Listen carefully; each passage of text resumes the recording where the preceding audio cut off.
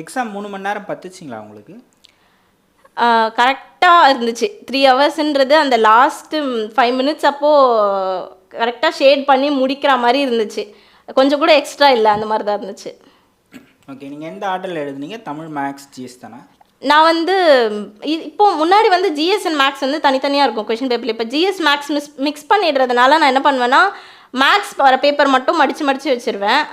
எனக்கு நடுவில் எப்போல்லாம் ஜிஎஸ் கொஷின் படிச்சுட்டே இருக்கும், நடுவில் கொஞ்சம் ரிலாக்ஸ் பண்ணுறதுக்கு போய் மேக்ஸ் அப்பப்போ போடுவேன். மற்றபடி தமிழ் ஃபஸ்ட் அட்டென்ட் பண்ணி முடிச்சிடுவேன். ஒரு ½ தமிழ் முடிச்சிடுவேன். So rest of the time வந்து அந்த ஜிஎஸ் மேக்ஸ் போடுறதுக்கு நல்லாவே தாராளமாக டைம் இருக்கும். இப்போ ஒரே ஆர்டர்லேயே எழுதணும்னு வைங்களேன், ஓஎம்ஆர் ஷீட்டில் அந்தளவுக்கு மிஸ்டேக் வர வாய்ப்புகள் குறைவு. நம்ம விட்டுட்டு 1, 10 அப்படி மாறி மாறி போகும்போது கவனக்குறைவில் தவறுகள் ஏற்பட வாய்ப்பு இருக்குது. ஆமாம். அதில் உங்களுக்கு அந்த மாதிரி எதுவும் ஆச்சுங்களா? நான் அந்த மாதிரி ஆர்டர் மிஸ் பண்ண மாட்டேன். நான் வந்து தமிழ் ஃபஸ்ட்டு அட்டன் பண்ணுறேன்னா ஓஎம்ஆர் ஷீட்டே தொட மாட்டேன். கொஷின் பேப்பர்லேயே ஃபஸ்ட்டு ஏனா ஆப்ஷன் ஏல டாட்லாம் வச்சுருவேன். ஸோ அதுக்கப்புறம் ஃபஸ்ட்டு 100 கொஷின்ஸ் எடுத்து 1க்கு ஏ 1க்கு ஏ 2க்கு பி 2க்கு பி அப்படின்னு சொல்லி தான் வந்து மனசுக்குள்ளேயே சொல்லி தான் மார்க் பண்ணுவேன். இங்கே 2 இருக்கா அங்கே 2 இருக்கா செக் பண்ணி. நம்ம கொஷின் படிச்சுட்டு டேரெக்டாக போய் ஓஎம்ஆர் ஷீட்டில் ஆன்சர் பண்ணோன்னா அப்படி மாற்றி பண்ணுறதுக்கு சான்ஸ் இருக்குது. அதே மாதிரி ஒரு கொஷின் டவுட்டாக இருக்குன்னா, இப்போ தமிழ் சப்ஜெக்டில் ஒரு கொஷின் டவுட்டாக இருக்குன்னா அதை மார்க் பண்ணி வச்சுருவேன். தமிழ் சப்ஜெக்டெல்லாம் முடிச்சிட்ட பிறகு அந்த கொஷின் போயிட்டு திருப்பியும் அதே டவுட், ஏன்னா சில டைமில் வந்து ஒரு கொஷின் நீங்கள் கேட்டிருப்பாங்க, அதுக்கு ரிலேட்டடான ஏதாவது ஒரு கொஷின் வந்து பின்னாடி இருக்கும். ஸோ நம்ம அவசரப்பட்டு இப்போ மார்க் பண்ணிட்டோன்னா அதுக்கு ரிலேட்டான ஏதோ ஒரு விஷயம் வரும்போது இதே மாதிரி கொஷின் தானே இது இருக்குது, ஸோ இதுக்கும் அதுக்கும் நம்ம லிங்க் பண்ணி ஆன்சர் பண்ணியிருக்கலாமே அப்படின்னு தோணும். அதனால் எதையுமே நான் ஓஎம்ஆர் ஷீட்டில் மார்க் பண்ண மாட்டேன். தமிழ் ரிலேட்டடான கொஷின் எல்லாத்தையும் முடிச்சதுக்கப்புறம் தான் எடுத்து மார்க் பண்ணுவேன். அந்த மாதிரி. நீங்கள் 170 கொஷின் போட்டேன்னு சொன்னீங்களே, தமிழ் லெவலில், மேக்ஸ் லெவலில், ஜிஎஸ் லெவலுங்க? தமிழில் வந்து 93 கொஷின்னு, மேக்ஸில் வந்து 25 போட்டிருந்தேன், ஜிஎஸில் வந்து 52. நீங்கள் என்ன மெசேஜ் சொல்கிறீங்க ஆஸ்பிரண்ட்ஸ்க்கா? நான் வந்து கன்சிஸ்டண்ட்டாக இருக்க தான் சொல்லுவேன். ஏன்னா நான் பார்த்த விஷயமே வந்துட்டு என்ன, நான் டெஸ்ட் பேட்ச் போட ஸ்டார்ட் பண்ணப்போ ஃபஸ்ட்டு டெஸ்ட்லாம் அவ்வளோ கூட்டம் வந்துச்சு. ரொம்ப ஆர்வமாக படிச்சுட்டு வந்தாங்க. எனக்கே இவ்வளோ காம்படிட்டர்ஸ் இருக்காங்க, பரவாயில்ல நமக்கு இந்த டெஸ்ட் பேட்ச்சில். ஏன்னா காம்படிஷன் வர தான் நம்மளை இம்ப்ரூவ் பண்ணிக்கிறதுக்கான சான்ஸ் இருக்கும். அந்த ஒரு ரீசன் தான் நான் மெயினாக வெளியே போய் டெஸ்ட் பேட்ச் போடணும், அகாடமி இந்த மாதிரி ஜாயின் பண்ணணும்னு நினச்சதே. அந்த காம்படிஷன் தான் நம்மளை இம்ப்ரூவ் பண்ணும். அதனால் ஓகே சூப்பர், நல்ல காம்படிஷனாக இருக்காங்கன்னு நினச்சேன். ஒரு 5 டெஸ்ட்டு போக வந்து வந்தவங்களாம் ஆளே காணும். ஒரு 10வது டெஸ்ட்லாம் போகும்போது ஒரு 2-3 பேர் தான் எழுதணும் டெஸ்ட்டு. ஸோ அங்கேயே அவங்கெல்லாம் ரேஸ்லேருந்து பின்னாடி போயிடுறாங்க. அப்போ அந்த கன்சிஸ்டன்சி இருக்கிறவங்க தான் வந்து இதுக்கான எஃபர்ட் போட்டுகிட்டே வராங்க முன்னாடி நம்ம கூட. அந்த கன்சிஸ்டன்சி கண்டிப்பாக இருக்கிறவங்க தான் வந்துட்டு கடைசி வரைக்கும் ஃபைனல் வரைக்கும் நம்ம கூட காம்படிஷனுக்கு வராங்க. ஓகே, 170னா நீங்கள் ஜேஏலே எடுத்துருக்கலாம் இல்லையா? ஏன் நீங்கள் எனக்கு ஜே வந்துச்சு, பட்டு எனக்கு வந்து செக்ரட்டேரியட் தான் எடுக்கணும் அப்படின்றது ஃபஸ்ட்லேருந்தே ஒரு இன்டென்ஷன். நான் வந்து கவர்மெண்ட் ஜாப் வரணும்னு நினச்சதே செக்ரட்டேரியட் பார்த்து தான். ஸோ சென்னையில் இருக்கிறதால? ஆமாம்மா. ஓகே. அதனால் அங்கே தான் போகணும் அப்படின்னு சொல்லிட்டு ஒரு எய்ம். அதனால் வந்துட்டு அது டைப்பிஸ்டோட இதில் கவுன்சிலிங்கில் தான் இருக்குது. ஸ்டெனோ நான் முடிச்சிருக்கேன். எனக்கு ஸ்டெனோ ஃபஸ்ட் டே கவுன்சிலிங்காக வந்துச்சு. ஸ்டெனோவில் வந்து 18th ரேங்க்கு. பட் ஆனால் டைப்பிஸ்டில் தான் செக்ரட்டேரியட் இருக்குதுன்றதுனால அதுதான் எடுத்தேன். ஓகே, இப்போ சென்னையில் இருக்க மோஸ்ட்லி பீப்புள் வந்து ஐடி அதுதான் விரும்புகிறாங்க இல்லையா? அதுதான் நிறைய காஸ்ட் ஆஃப் லிவிங் ரொம்ப அதிகம், சீக்கிரமாக நம்ம வந்து ஒரு இடத்தை அடைஞ்சிட முடியும். அதெல்லாம் விட்டுட்டு நீங்கள் கவர்மெண்ட் ஜாபை சூஸ் பண்ணதுக்கான காரணம் என்ன? ஐடி வந்து நான் ஆக்சுவலி தெளிவாக தான் இந்த டிசிஷன் எடுத்தேன். இதுவான்னு கன்ஃபியூஷன்லலாம் இது எடுக்கலை. எனக்கு என்னோடய ஃப்ரெண்ட்ஸ் எல்லாருமே கூட இப்போ ஆல்ரெடி ஏர்ன் பண்ணுறாங்க, 40-50லாம் ஏர்ன் பண்ண ஸ்டார்ட் பண்ணிட்டாங்க இப்போ ஸ்டார்டிங்லேருந்தே. பட் ஆனால் அந்த ஜாப் செக்யூரிட்டின்றது எந்த ப்ரைவேட் கம்பெனியாலையுமே கொடுக்க முடியாது. அது வந்து என்னென்னா கவர்மெண்ட் ஜாபோட டெஃபினிஷனே லைஃப் டைம் செட்டில்மெண்ட்டுன்னு தான் நான் சொல்லுவேன். இப்போது இந்த ஏஜ்லேயே செட்டில்டு என் லைஃப்ன்ற ஒரு கான்ஃபிடென்ஸ் கொடுக்கும் கவர்மெண்ட் ஜாபு. இது ஏன்னா விமென்க்கு ஆக்சுவலி ரொம்ப ஏற்ற ஜாப் வந்து கவர்மெண்ட் ஜாப். ப்ரைவேட்டில் வந்து நம்மளோட விமென்ஸ்க்கு வந்து அந்த என்ன சொல்கிறது, அவங்களோட லைஃப்பில் நிறைய ஸ்டேஜில் வந்து ஜாப் குவிட் பண்ணுற சிச்சுவேஷன்ஸ் வரும் ப்ரைவேட்டில் ஒர்க் பண்ணும்போது. பட் கவர்மெண்ட்டுன்றப்போ நான் என்னோடய 60 ஏஜ் ரிட்டைர்மெண்ட்னா அந்த ஏஜ் வரைக்கும் நான் ஏர்ன் பண்ணுவேன், இண்டிபெண்ட்டாக இருக்க முடியும். எந்த ஒரு பிரச்சனையும் நடுவில் ஜாப் ரிலேட்டடாக வராது, ஜாப் செக்யூர்டு, அவ்வளோதான். அந்த விஷயம் வந்து கவர்மெண்ட் ஜாபுக்கு மட்டுமே தான் இருக்கும். எக்ஸாம் எழுதிட்டு வந்த பிறகு எந்த அளவுக்கு உங்களுக்கு கான்ஃபிடென்ஸ் இருந்தது? நம்ம இத்தனை கொஷின் போட்டிருக்கோம், நம்மளுக்கு கிடைக்குமா கிடைக்காதான்ற கன்ஃபியூஷன் இருந்தால், இல்லை நம்ம வந்துடலாம் அந்த மாதிரி இருந்ததா உங்களுக்கு? எனக்கு ஆக்சுவலி சொல்லணும்னா எக்ஸாம் எழுதுறதுக்கு முன்னாடியே எனக்கு கிடச்சிரும்ன்ற கான்ஃபிடன்ஸ் இருந்துச்சு. ஏன்னா நான் வந்து ஜூனியர் அசிஸ்டண்ட்டுக்கும் எலிஜிபிள், விஏஓக்கும் எலிஜிபிள், டைப்பிஸ்ட்டுக்கும் எலிஜிபிள், ஸ்டெனோகிராஃபருக்கும் எலிஜிபிள். ஸோ நான் லாஸ்ட் டைம் போட்ட அந்த கொஷின்ஸ் போட்டால் கூட ஸ்டெனோகிராஃபருக்கு கண்டிப்பாக கிடச்சிரும். ஸோ கண்டிப்பாக செகண்ட் டைம் ப்ரிப்பேர் பண்ணுறேன்னும் போது அதை விட அதிகம் தான் கொஷின் போடுவேன். கண்டிப்பாக எனக்கு கவர்மெண்ட் ஜாப் இந்த எக்ஸாமில் இருக்குன்றது தெரிஞ்சு தான் போய் எழுதினேன். அந்த கான்ஃபிடென்ஸில் தான் நான் செகண்ட் டைம் ப்ரிப்பேரே பண்ணேன் இன்ஃபேக்ட். பட் அதில் வந்து செக்ரட்டேரியட் வேணுன்றப்போ மார்க் அதிகமாக போடணும். ஃபஸ்ட் டே கவுன்சிலிங் போனால் தான் கன்ஃபார்மாக நமக்கு செக்ரட்டேரியட் கிடைக்கும்ன்றதுனால அதிகமாக மார்க் எடுக்கணும் அப்படின்றது இன்டென்ஷன். இப்போ ஓகே, குரூப் 4க்கு படிக்கிறோம் அப்படின்னா இந்த டைப்பிஸ்ட்டோ இல்லை எக்ஸ்ட்ரா அந்த ஸ்டெனோகிராஃபி படிச்சிருக்கேன்னு சொன்னீங்க இல்லையா, அதெல்லாம் படித்து வச்சா நல்லதா, ஒரு பெனிஃபிட் அது? ஆமாம், கண்டிப்பாக அது பெனிஃபிட் தான். பட் இப்போ தான் நான் குரூப் 4 ப்ரிப்பேர் பண்ண போகிறேன். சைமல்டேனியஸாக இதெல்லாமா பண்ணலாமா அப்படின்னு கேட்டால் இந்த டைமுக்கு நீங்கள் டக்குன்னு ப்ரிப்பேர் பண்ணுறது தான் பெஸ்ட்டு. பட் இப்போ ஒரு காலேஜ் ஸ்டூடெண்ட்டாக இருக்கீங்க, ஸ்கூல் ஸ்டூடெண்ட்டாக இருக்கீங்க, நீங்கள் கவர்மெண்ட் ஜாப் போகணும் அப்படின்னு நினைக்கிறீங்கன்னா அவங்களுக்கு டைம் இருக்கும். இதெல்லாம் ப்ரிப்பேர் பண்ணாங்கன்னா அவங்களுக்கு செக்யூரிட்டி, அதாவது என்னென்னா இப்போது ஜேஏக்கு வந்து 10th தான் குவாலிஃபிகேஷன். ஸோ எல்லாருமே 10th முடிச்சிருப்பாங்க. அப்போ எழுதுகிற எல்லாருமே உங்களுக்கு காம்படிஷன் தான். டைப்பிஸ்ட்டுன்னு வரும்போது டைப்பிங் போத் ஹையர் முடித்தவங்க மட்டும்தான் உங்கள் கூட கம்பீட் பண்ண முடியும். அப்போ அதுலேருந்து எவ்வளோ பேர் காம்படிஷன்லேருந்து உங்கள் கூட கம்பீட் பண்ண மாட்டாங்க. ஸ்டெனோகிராஃபின்னு வரும்போது அதுலேயும் போத் ஹையர் முடித்தவங்க மட்டும்தான் உங்கள் கூட காம்படிஷன்னும் போது ரொம்ப காம்படிஷன் இன்னும் கம்மி. ஸோ அந்த ஜாப்லாம் உங்களுக்கு ஜேஏல கிடைக்கலனா கூட உங்களுக்கு இன்னும் ஒரு சான்ஸ் இருக்கும் டைப்பிஸ்ட்டில். இன்கேஸ் டைப்பிஸ்ட்லேயும் நீங்கள் போட்ட கொஷனுக்கு கிடைக்கலனா ஸ்டெனோகிராஃபரில் இன்னொரு சான்ஸ் இருக்கும் உங்களுக்கு. அந்த பெனிஃபிட்டுக்காக தான் இதை முடிக்கிறது. மற்றபடி இது முடித்தா தான் கவர்மெண்ட் ஜாப் கிடைக்கும்ன்றது இல்லை. உங்களுக்கு இது இல்லைனா கூட இது இருக்குன்ற ஒரு ஜாப் செக்யூரிட்டிக்காக, ஜாப் கிடைக்குன்ற செக்யூரிட்டியோடு நீங்கள் எழுதலாம்ல எக்ஸாம், அந்த கான்ஃபிடென்ஸ்க்காக தேவை. ஸ்டெனோவில் என்ன படிக்கணும் ஆக்சுவலாக? அது எவ்வளோ ஆண்டு படிப்புங்க? அது வந்து அவங்க டேலண்ட் பொறுத்து. இப்போ நான் வந்து ஆக்சுவலி என்னோடய ஸ்டெனோகிராஃபி எப்போ ஸ்டார்ட் பண்ணேன்னா, என்னை டைப்பிங்கே வந்துட்டு என்னை ஸ்கூல் டைம்லேயே சேர்த்துட்டாங்க. ஸோ அது வந்து என் பேரண்ட்ஸ் பண்ண ஒரு பெரிய நல்ல விஷயம். அதுக்கப்புறம் எனக்கு டைமே இருந்திருக்காது. கோவிட்லாம் வந்திருந்ததுனால அதுக்கப்புறம் என்னால் சேர்ந்துருக்க முடியாது. ஸோ 11th 12th டைப்பிங் முடிச்சிட்டேன். காலேஜ் ஃபஸ்ட் இயரில் ஸ்டெனோ ஸ்டார்ட் பண்ணேன், ஜூனியர் முடிச்சிட்டேன். செகண்ட் இயர் தேர்ட் இயர் அப்போது கோவிட். ஸோ அதுக்கப்புறம் வந்து ஜூனியர் முடிச்சு வச்சுருக்கோம். அப்புறம் செகண்ட் இயர் தேர்ட் இயர் முடிஞ்சதுக்கப்புறம் தான் ஃபஸ்ட் அட்டம் குரூப் 4 கொடுத்தேன்.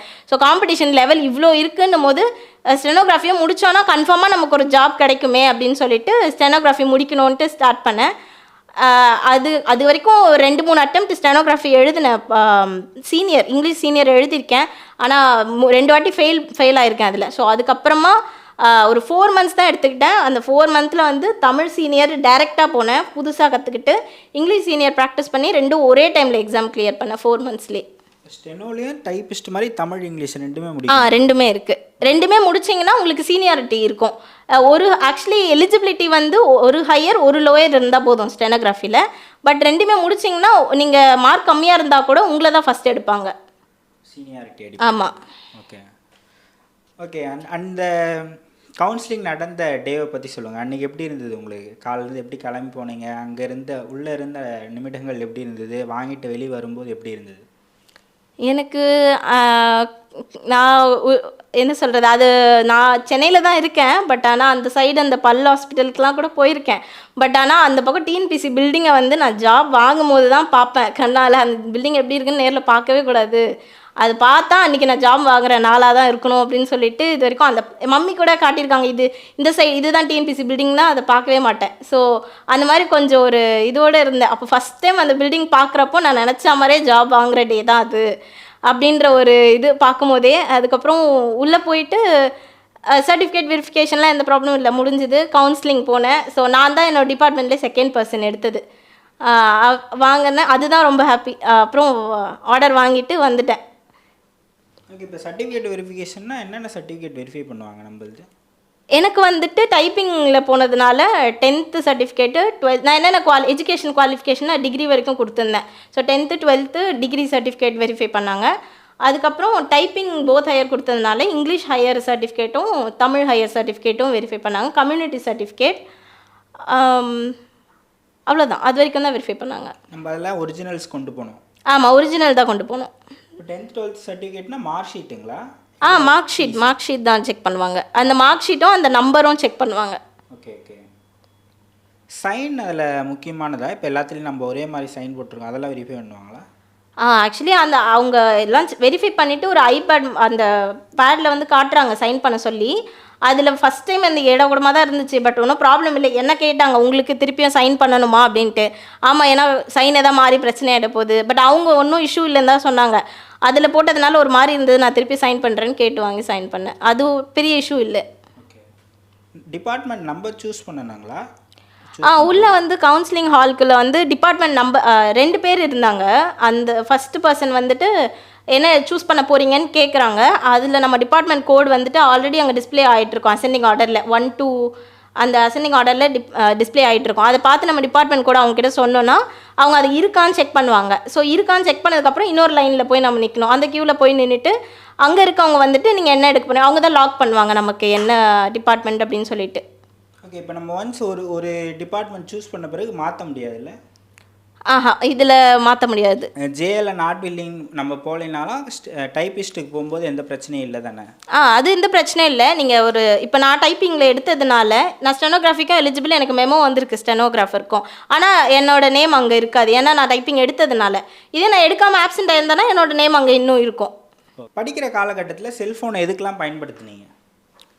அது எனக்கு ஃபஸ்ட்டு டைம் நான் ப்ரிப்பேர் பண்ண ஸ்டார்ட் பண்ணப்போ இருந்த ப்ராக்டிஸ் வந்து கொஞ்சம் ஹெல்ப் பண்ணுச்சு. ஏன்னா அதை நான் ப்ரிப்பேர் பண்ண ஸ்டார்ட் பண்ணி ஒரு 1 வீக்லேயே என் ஃபோன் தொலைஞ்சு போயிடுச்சு.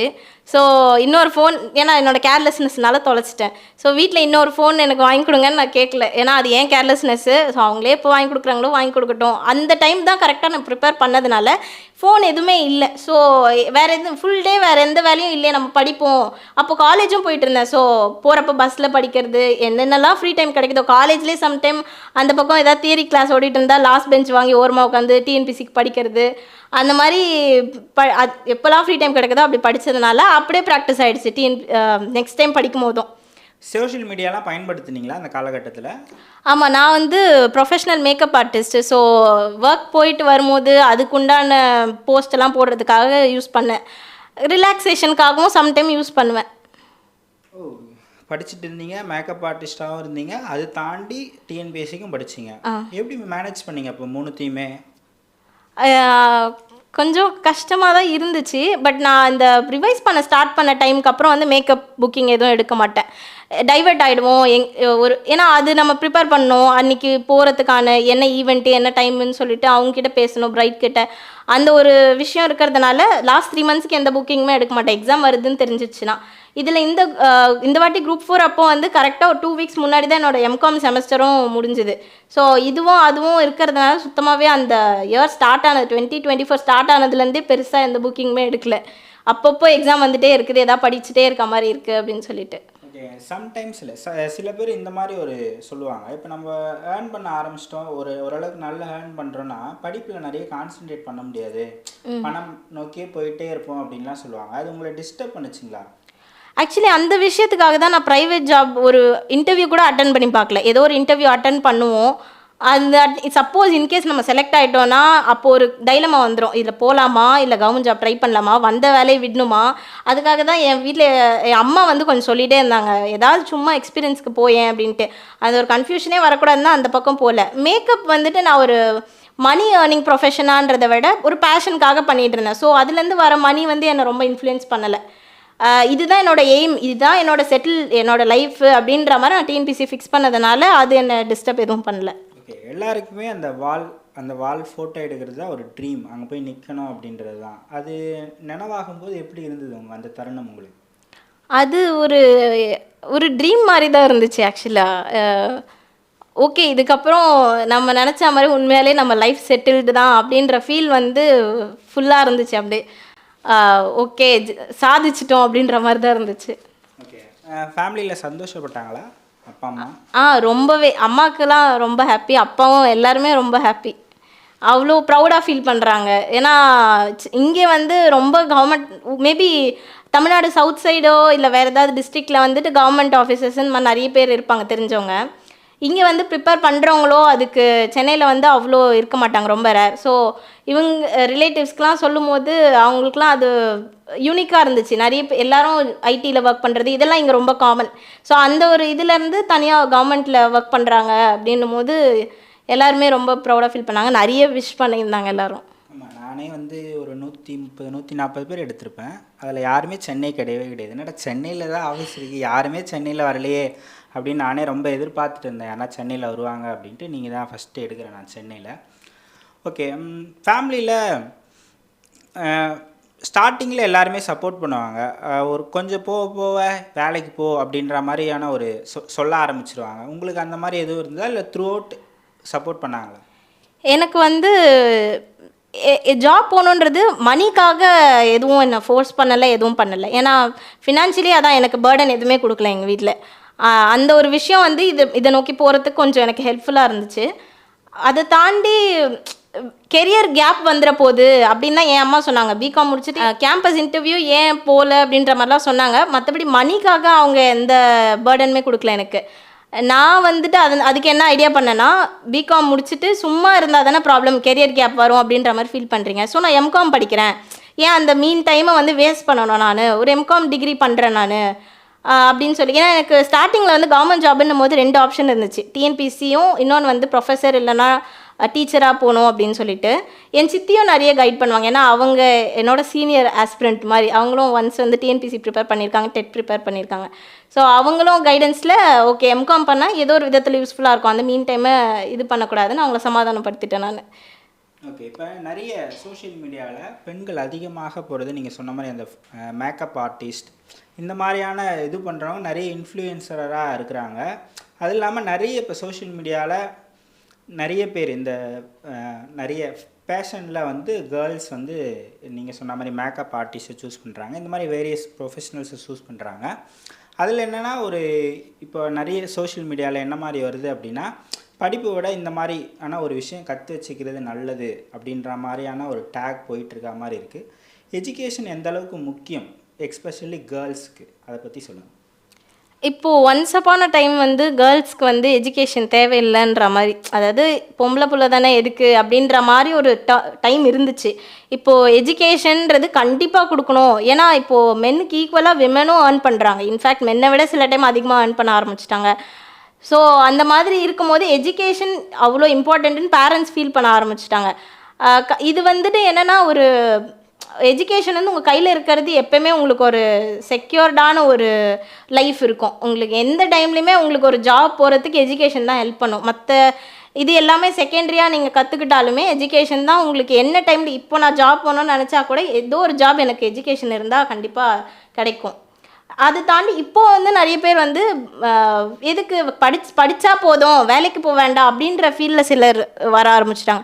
இன்னும் கொஞ்ச நாளில் அவங்களும் கண்டிப்பாக படித்ததுக்கு வேலைக்கு போகணும் அப்படின்ற ஒரு நிலைமை மாறும். விமன் முன்னாடி வந்து எப்படி படிப்பு தேவையில்லை அப்படின்ற மாதிரி இருந்தாங்க, இப்போ படிக்க வைக்கிறாங்க. அந்த மாதிரி இப்போது வேலை தேவையில்லைன்னு நினைக்கிறவங்க பொண்ணுங்க வேலைக்கு போகணும் அப்படின்ற மாதிரி ஒரு ஸ்டேஜும் வரும் கண்டிப்பாக.